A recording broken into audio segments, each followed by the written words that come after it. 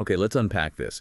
You shared a really interesting essay with us, taking a deep dive into the word period. And honestly, it makes you stop and think a bit, doesn't it? About how much heavy lifting these common words actually do in English. It really does. So our mission for this deep dive is basically to pull out the core idea of how just one word like period can, shift its meaning so much. Depending on the context. Exactly, depending on context. And why seeing those shifts is just, well, absolutely fundamental to getting what someone means. So yeah, let's listen closely to this word. It's true, isn't it? We use period all the time. We barely give it a second thought. Right. But the essay really zeroes in on its surprising versatility. What's really fascinating is how its meaning isn't fixed at all. It's fluid. It's incredibly fluid, yeah.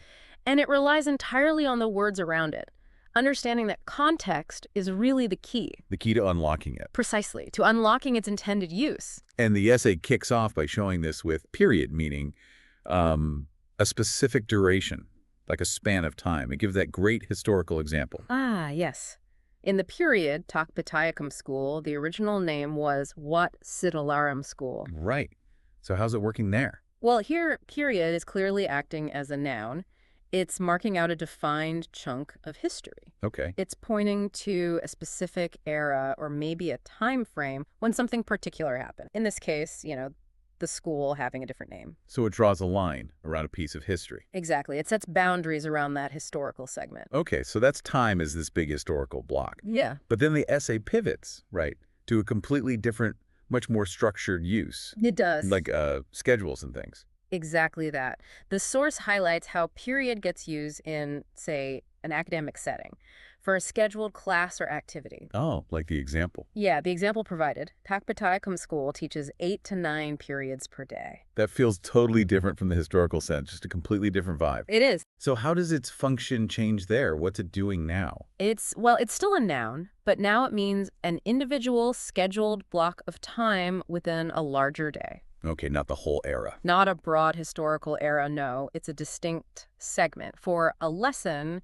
or some activity on a timetable, it breaks the day down. Into smaller pieces. Into measurable recurring units, basically a unit of scheduled time. That makes perfect sense. So you've got the big historical sweep, then the structured academic block, and the essay brings in a third meaning too, right? There's something more personal. Yes, talking about a personal phase or stage in life. And this kind of connects that idea of duration, but applies it to an individual's experience. Okay. The example was, during my period of study at Takpittayakhom School, I gained valuable knowledge and unforgettable experiences. So what stands out about this use compared to the others? How's it different again? Well, this usage of period, it also signifies a duration, much like the historical one. Right. But it's personal. Deeply personal. It's the entire span of time someone spent in a particular stage of their life. Like being a student there. Exactly. Like being a student at that specific school. So it's a noun, but it's describing that significant personal chapter, that journey. It covers the experiences within that time. Precisely. It encompasses everything that happened within that time frame. So, okay, let's tie this all together. Connect it to the bigger picture. Seeing these three distinct meanings, what does it really tell us about how words work, according to this essay? It really just underlines the essay's main point, doesn't it? That understanding these different uses isn't just about knowing definitions off by heart. It's more fundamental. It's absolutely fundamental to actually comprehending the intended message by paying really close attention to the surrounding words. The context. The context, yes.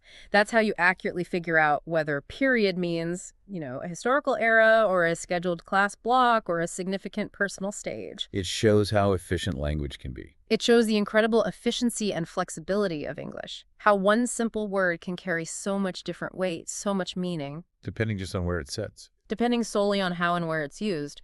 It really is all about reading the room, or, well, reading the sentence in this case. It really makes you appreciate language on a different level. How much meaning can be packed in or shifted by just a few surrounding words. So here's maybe a final thought for you, drawing straight from that emphasis on context in the source.